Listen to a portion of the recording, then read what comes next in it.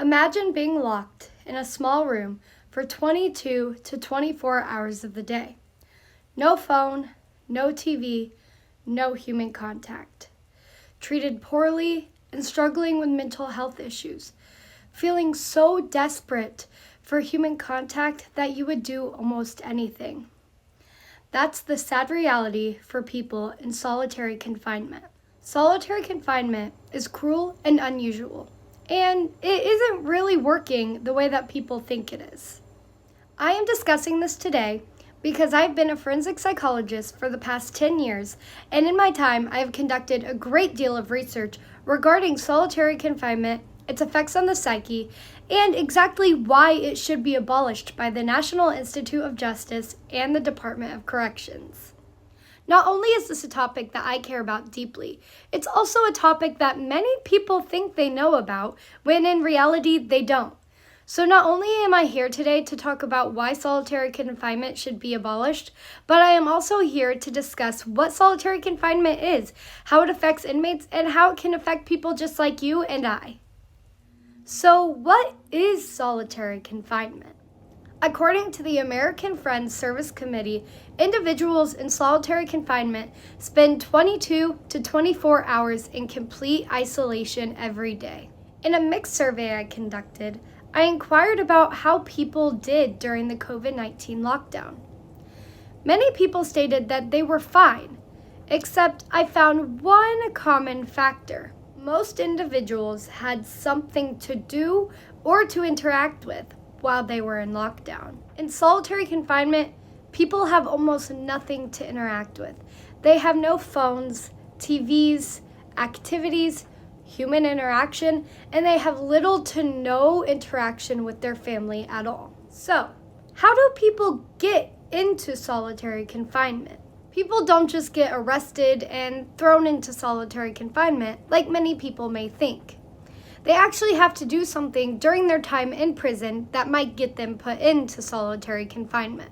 Once someone is placed in solitary confinement, it's really difficult to get out. Some people are sitting in 10 plus years of solitary confinement for initially being placed in there for something like sneaking a cigarette into the prison. In a mixed survey I conducted, I asked people just how long they thought they could go without human contact. As you can see here, 50% of the people believe that they couldn't last longer than less than 24 hours to 4 days in solitary confinement. According to Frontline.org, most prisoners stay in solitary confinement for at least 30 days, but many are in for years or even decades. Now that you know what solitary confinement is, we can discuss if it really works. The short answer to this question is no.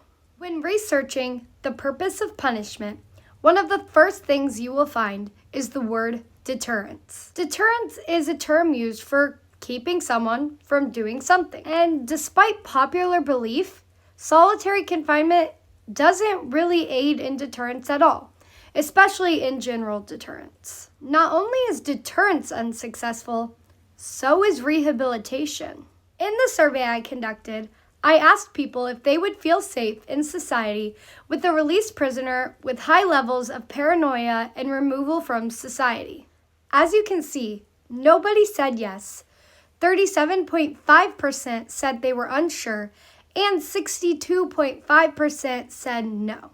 A prime example of this is in the solitary confinement episode of Explorer, when they share the story of an inmate who spent years in solitary confinement, who was released just to end up right back in solitary confinement because he was so paranoid in a grocery store that he started an altercation with a regular citizen who he thought wanted to hurt him. This goes to show that mental health services and rehabilitation aren't even a thought for individuals in solitary confinement. So why should we care about the effects of solitary confinement?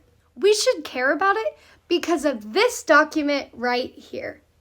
In America, many people strongly support the Bill of Rights. It is the law of the land, and no one's rights shall be infringed upon. Let's zoom in to the 8th article of our Bill of Rights. It states, excessive bail shall not be required, nor excessive fines imposed, nor cruel and unusual punishment inflicted. Now, keep that in mind while I present you with some quotes that I uncovered during my research.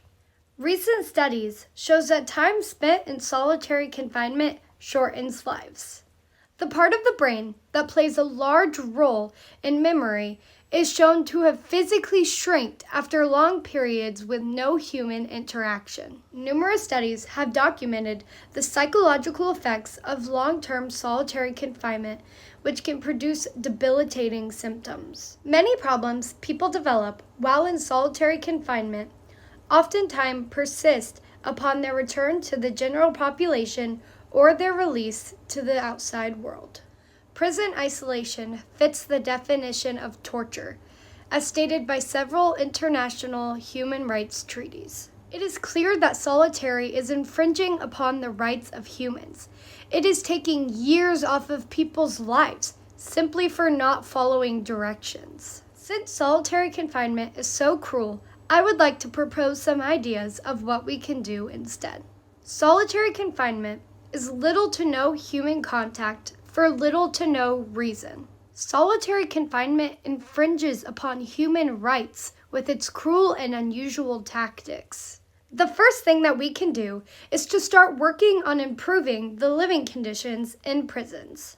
Many prisons are hard to live in, and they're overcrowded.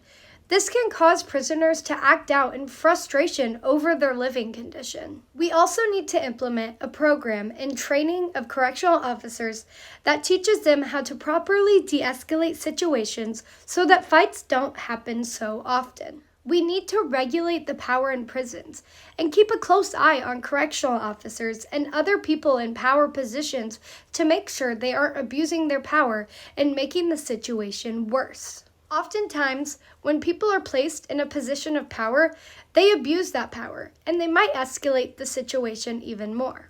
A great example of this abuse of power, if you're familiar, is the Stanford prison experiment.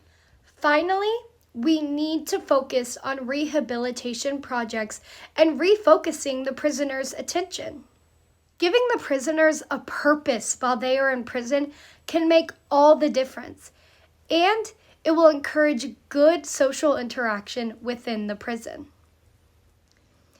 Now, it will be a learning curve for sure, but by implementing my suggestions, we can start laying the groundwork for a more just and humane society. Thank you for your time.